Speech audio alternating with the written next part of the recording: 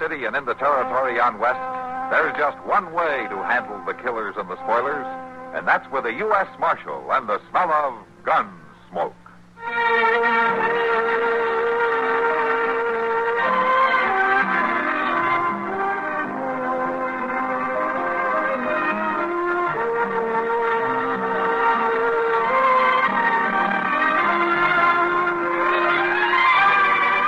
Gunsmoke, starring William Conrad, the story of the violence that moved west with young America, and the story of a man who moved with it.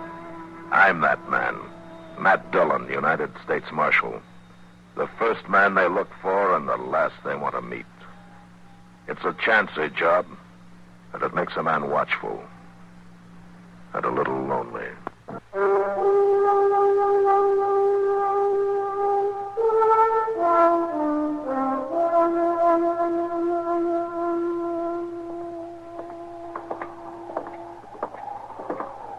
We're going to stop in at the Long Branch for a minute, Mr. Dillon. Might as well, Chester. There won't be much doing around town tonight. Sure do hope they got a rip snorting fire going. The wind's got a nip to it, all right. And it's going to blow up worse for a morning. Looks like it.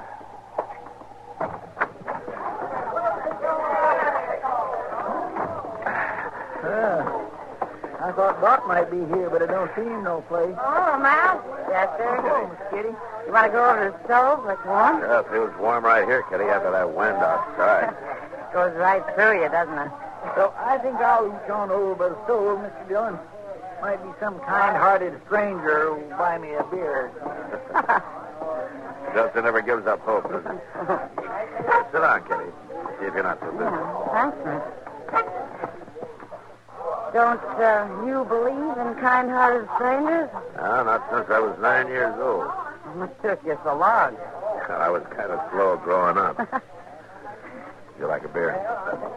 Oh, if you'll let a kind-hearted stranger buy it. Well, I wouldn't exactly call you a stranger, Kitty. Well, you'll have to admit I'm kind-hearted, but... Sam, couple of beers. All right, Mr. You think a real bad storm's coming up, Matt? Yeah, it's that time of year. I remember the blizzard last year around Christmas time. Oh, yeah. That was a rough one, all right, wasn't it?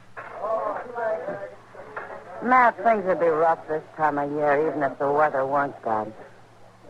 Oh? What's that mean? Oh, our holiday season. Families getting together and all. Just ordinary, decent, good times. Yeah. Do people still live that way, Kitty? Not many out here. I sure don't. Kitty. Oh, I'm sorry, Matt. This time of year, I had us thinking too much and remembering too much. Well, that's no good, Kitty. This is a hard town and a hard country. You go soft and it'll kill you. I remember nights you come in here after you had to kill a man. Nights you stayed till sunup, not talking, alone mostly, and dying a dozen deaths inside. You know something, you're as sentimental as Chester. No. There you are, Marshal. Shut the doggone door, Mr. Jones. You're letting in the cold. Well, give me a chance to. I've been robbed, Marshal. Held up right in my own store. Well, how'd it happen, Mr. The Jones? fella come right in after closing time, bandana over his face. Stuck a gun in my stomach and took everything to the cash drawer, $68. It sure took you long enough to get around telling me about it. Yeah, he tied me up, left me there in the back room. I just now got loose. You got to go after him, Marshal. That's kind of a tall order, isn't it? Trailing a 5-hour head start. Well, that don't matter now, because I know who he is. Oh, I thought you said you couldn't see his face. And I couldn't, but I could tell by his voice and his walk and everything about him. It was Clint Doty. Clint Doty? Yeah, he's the homesteader up the river. Yeah, I know him. I can't believe Clint's the kind who'd do a thing like that. Well, it was him, all right. I'm 100% certain. Well, all right, we'll ride out in the morning and bring him in. In the morning? Well, if it was him, he'll be there. Oh, but Marshal... Look, Jonas, I'm not going to ride 12 miles up that river bottom at midnight with a blizzard coming up for $68. No. We'll leave in the morning. At sunup.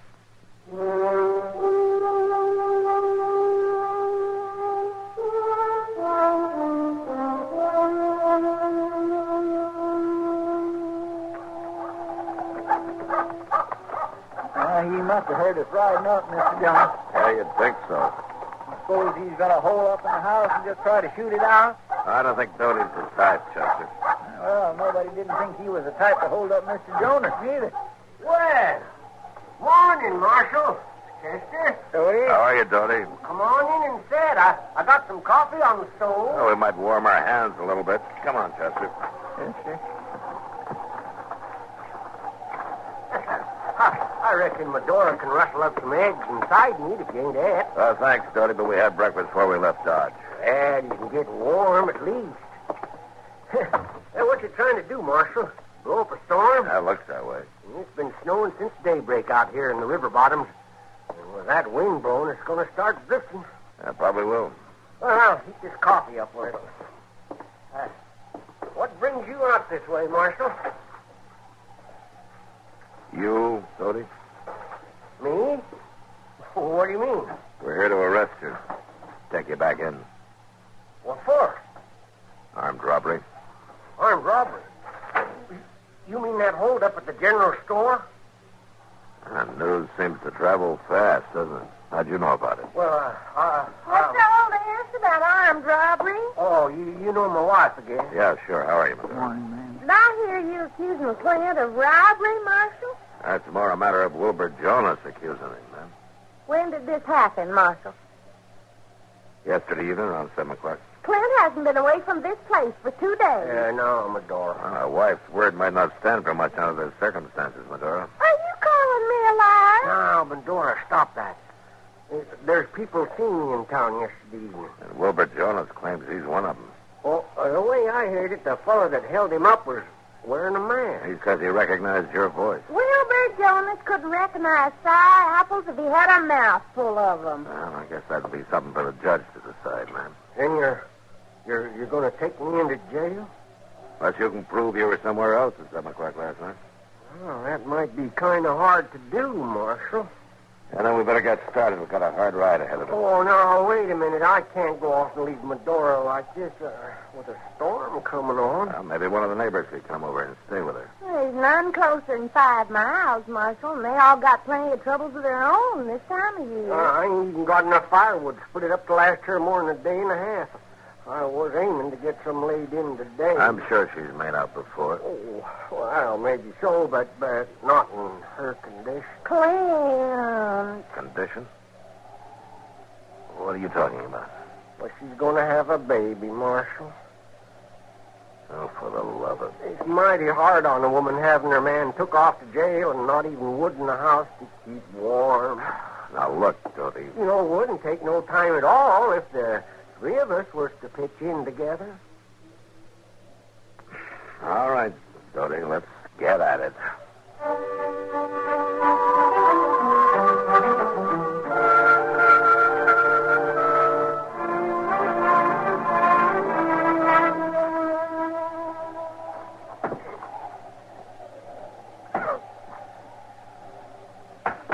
Oh, doggone the Betsy. What's the matter, Chester? Well, this cussed axe needs sharpening again, Mr. Dillon. It ain't too good a steel. The Marshal's got the best of it. You couldn't prove it by me. Well, this one sure don't hold its edge none. Oh, here, Chester, let me touch it up with the stove. Oh, my gracious, that edge is mighty cheesy. If you ask me, we've already chopped enough wood to last through this winter and half of that. Stop that, Doty! That stove eats it up pretty fast. Chester's right, Doty. We've chopped enough. Well, she's got to use some of it to cook with, too, you know. There's enough here to last so she can make other arrangements. Now, let's pack it into the shed and head back for town before that snow gets any worse. Well, whatever you say, Marshal. Yes, sir. You, Mrs. Phil, I've taken on some victuals. I got some nice hot stew ready. Did you say victuals? Now, we got to get started, Medora. It's getting late. Oh, it won't do no harm to eat first. It'll make the trail shorter, Marshal. Well, My! Yes, look at all that firewood. But I'm right obliged to you, men. you're welcome, Medora. I reckon I'll need every stick of it, too, with this wind driving the snow in through the north wall of the cabin. God dang it, I clean forgot. Forgot what? The chinking. The chicken. No, the chinking. The chinkins all fell out of the north wall of the house. I was aiming to fix it today. I got a lot of bark slabs cut laying out back to the barn. Now, look, Doty. Oh, it's mighty hard on a woman in Medora's condition with the snow and the sleet blowing in on her. Doty, would it be all right if we eat first? I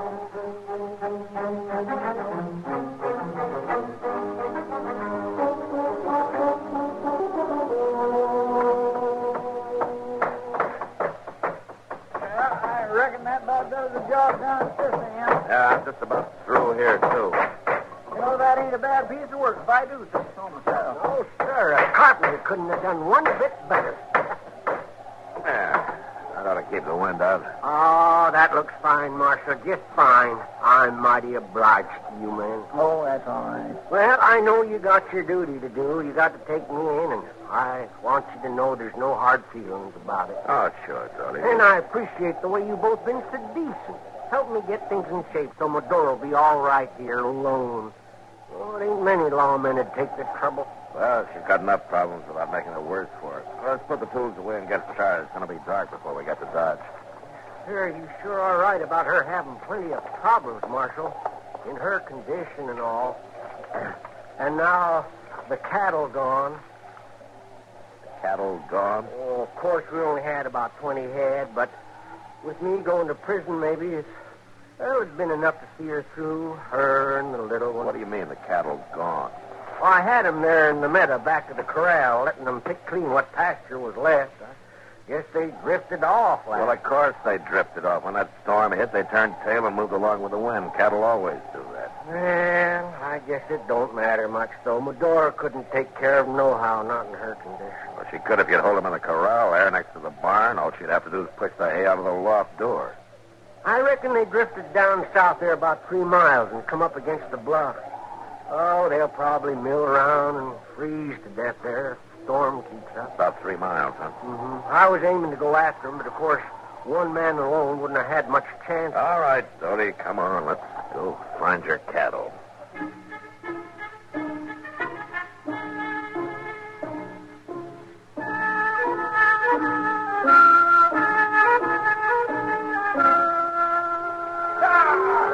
Go on in there. Let's get in there. Well, that's the meanest, crankiest, orneryest bunch of cattle I ever seen in all my born days. Storm's really got them spooked. You know, that turned out to be more of a chore than I thought, Marshal. Yeah, it sure did, Doty. I just don't know how I'd have managed without you fellas helping. We're mighty grateful to you, me and Medora both. Well, we couldn't let the cattle freeze. Well, if you'll wait now till I put these lanterns in the barn, we can leave any time you say. Oh, unless, of course, you'd like some hot coffee first. Doty, it's dark now. You know as well as I do we're not going to ride back to Dodge tonight. Well, say, in that case, maybe you wouldn't mind helping me kill and dress a couple of dozen hens. Couple dozen hands. Hang them up under the eaves to freeze. Oh, my gracious. Chicken broth, mighty good for a woman in Medora's. Look, Doty, we've already chopped your wood, fixed your house, and rounded up your cattle. Oh, you've been mighty decent. All right. All right, we'll help you dress your chickens. We'll make soap for you, salt down the pork, preserve eggs, anything you say up until midnight. Then I'm going to get some sleep. And at sunup, we're going to ride into Dodge, and you're going to jail.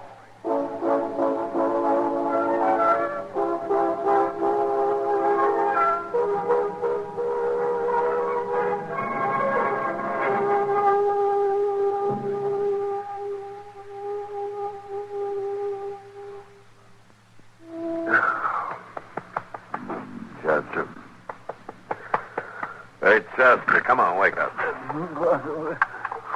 What's the matter, Mr. Jones? You told me you're the one who's supposed to be on guard. Huh? Well, it's after daylight. I must have dozed off for a second. You mean a couple of hours, don't you? Clint Doty, did he get away? No, he's in there. I just woke him up. Oh, well, I kind of figured he wasn't going nowhere in that storm. What storm? Hmm. Why, it's over. It died out during the night. You better get yourself collected, Chester. We're heading for Dodge. My, just look at that sun on the snow with you. Now, turn out some of them boots out of the swarthy. Oh! What's the matter? Oh, Mr. Dillon, I'm so lame I don't even know if I can stand up straight. Well, keep trying. I swear I'm going to have to be spoon-fed for a month. I ain't never worked so hard in all my life. Hello? Is anybody home? Somebody outside. Yeah.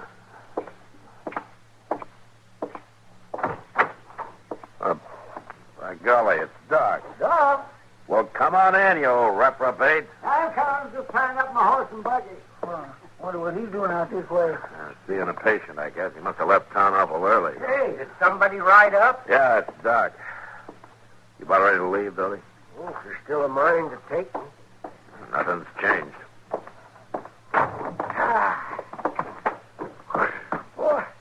Well, Matt. Chester. So this is where you've been hiding out. How are you, Doc? Yeah. Oh, good morning, Clint. Morning, Doc. Got any coffee? Oh, have some in 2 shakes, Doc. Medora, Yes, Clint? will you come out and fix some coffee? Just a minute. What are you doing out here this time of morning, Doc? Oh, the Murdoch baby was acting up, touched the croup, so I spent the night there. Thought I'd just drop over and say hello to the Doties, as long as I was this close. You could have done that in town. I'm taking him in. You're taking him in? Well, for what?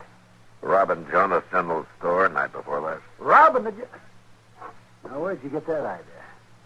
Jonas claims he recognized him. Wilbur Jonas hasn't got the sense the good Lord gave a gopher. Matt, they caught the fellow who'd done that. What? That's right. There was some drifter riding through town. He threw a lot of money into a poker game, and the boys got kind of suspicious. And he finally admitted the whole thing. So they borrowed the jail keys from Judge Bent and locked him up until you get back. Well, Clint, didn't you tell him? Oh, well, I... Tell me Clint, he couldn't have done it, Matt. He was playing poker at the time with me and Mark Grimmick in the back room of the livery stable. Dodie. Now, Marshal, I didn't lie to you. You asked me if I could prove where I was. And, I didn't know Doc's word was actual proof. Clint, Doty, he done that deliberate, Mr. Dillon, letting us think he was guilty just to get us to do all that work for him. And I suppose the story about your wife having a baby. Oh, that's the gospel truth, Marshal. Well, it sure is, Matt. I'll vouch for that. Let me see now. It's about another 6 months. Around the 1st of July. 1st of July? Yes. I didn't say when, Marshal, and you didn't ask me. Ain't you gonna wish us well? The 1st of July? So help me, Dodie, for 2 cents. Oh, we might even name him after you, Marshal, if we can't think of nothing else. So help.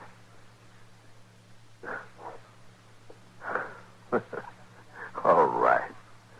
All right, Dodie. Now, how about some of that coffee, huh?